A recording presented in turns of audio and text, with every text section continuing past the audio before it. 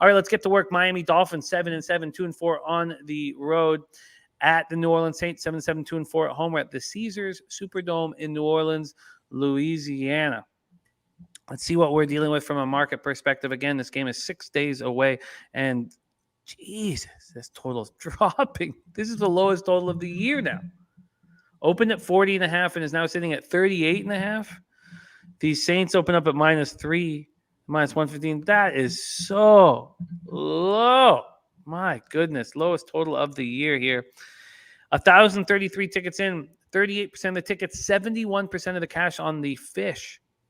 70% of the tickets, 98% of cash on the under. Wow. Dolphins coming off their 6th straight win, 31-24 at home over the Jets. An underwhelming victory that saw the Jets hold their first halftime lead of the season. The Dolphins became the second team in NFL history to get to 7-7 after starting the season 1-7.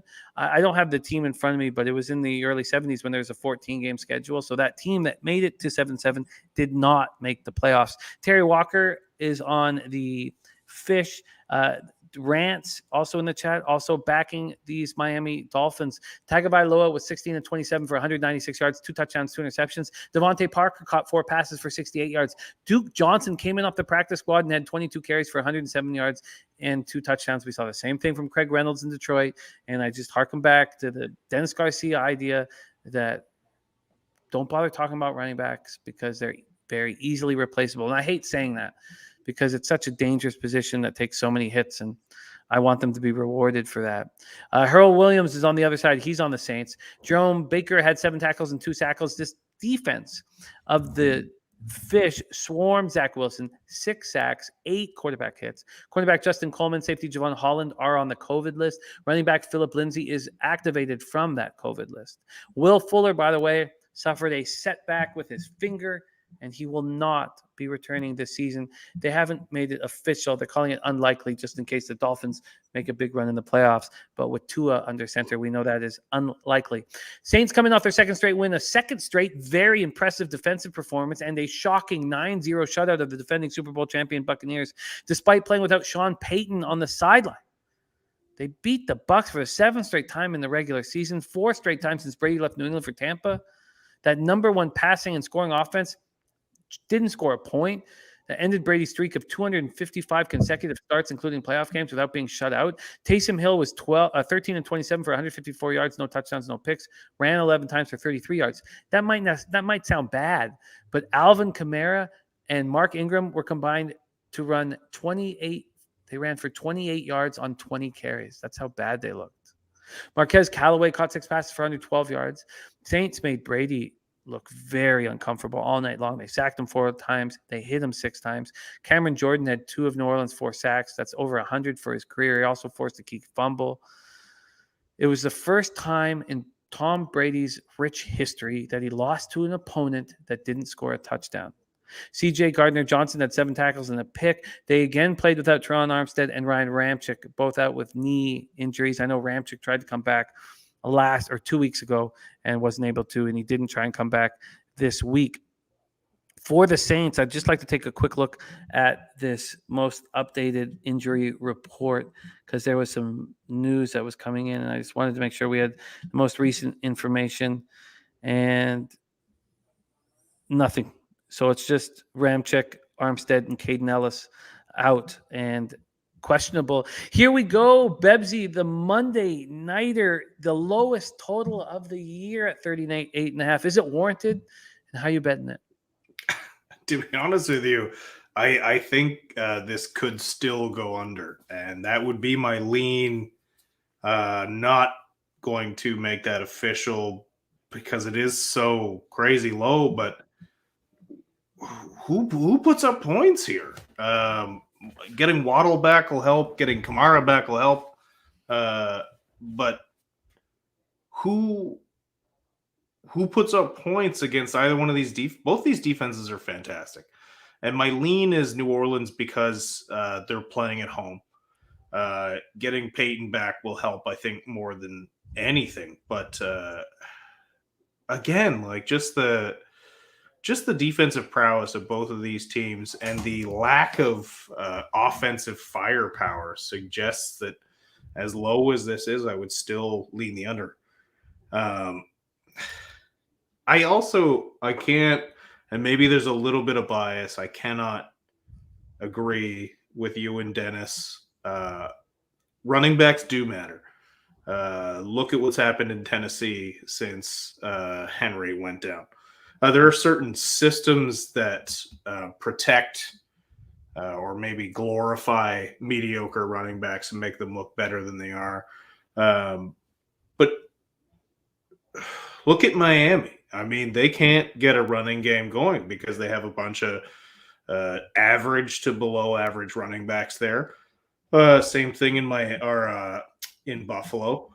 I think you'll see Kamara taking another step, and for that reason, I would lean the Saints as well, because I think the more he gets into the swing of it, we're gonna see some production from him. But I can't agree with you guys there. Maybe I hear that, but just to jump in quickly there, the Titans ran for over 200 yards last week, and Donta Foreman ran for over 120. Yeah, but that's the first productive running game since the first game after he went down. They did well the first week after he went down, and then they've been quiet in the running game since until this past week. I agree it's a harsh take, and I know that you carried the ball in your day, so I can understand.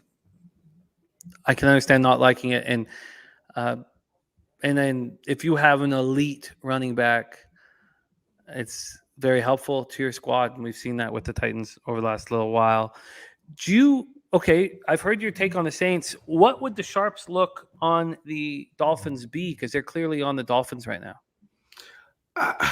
Again, this is a surging team that, correct me if I'm wrong, they started out 1-7. Yeah. They're now 7-7. So 6 straight wins. A little bit, I think the team and maybe the fans in the league are getting behind Tua a little bit. Tua was kind of just, I think, unfairly judged. For me, Tua's talent has never really been the question. I think we all know what he can do. It's his ability to stay healthy that bothers me about drafting Tua that early. But I think the league's kind of getting used to the fact that Tua is a good football player. This team obviously likes him. And look, even when they've had bad games, Tua hasn't played poorly. It's not like he's been to blame. So I think they're coming around on that. And just the fact that this New Orleans team coming off that kind of a win where you shut out the champs, you shut out Tom Brady, and you still didn't score many points against a defense that, isn't great. The Tampa Bay defense is good. They're not exceptional. I think that might be more of an indictment on New Orleans as it is less so them propping up Miami. Huh. I hear all of that. So you lean towards the under, and you lean towards the Saints at -3. I do lean towards the Saints, and that has more to do with them being at home. And I heard that I was watching Good Morning Football today, and I heard there's a good chance that Armstead and Ramczyk are back this week too. Oh, wow. That would help this running game immensely. Interesting. So if you think that they're on it, or they're going to be back, then maybe the Saints is a bargain right now at 3. Curtis Berry says, plus Bebsie hit on it. Where's the running game for Miami? Saints are going to control the clock and play aggressive defense. Harold Williams says, win streak snapped. Saints win. Terry Walker agrees the Saints are the look. Curtis Berry says, Dolphins offense has matchup problems. Armchair MMA says, it depends when Hill gets the rush yards. If he's getting first downs, this probably goes under. If the Finns have more possession, then I could see this being in the 40s. Curtis Berry is on the Bounty Gate Saints, and Turnsy's on the Miami team total over and the +3.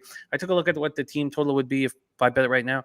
I bet 365. It's at 16.5, but it's heavily juiced to the over. -135 to the over, +105 to the under. And Trusty says, I think this is an over spot, but I hate this game. All right, there you go. That is the Monday Nighter. No official look here. We are 6 days before action, and with all of the COVID issues right now, I can understand not making anything official or betting this tonight. Although there is a lot of action on this card right now, mainly from Bebsie. I'm pretty hesitant, but I want the Niners.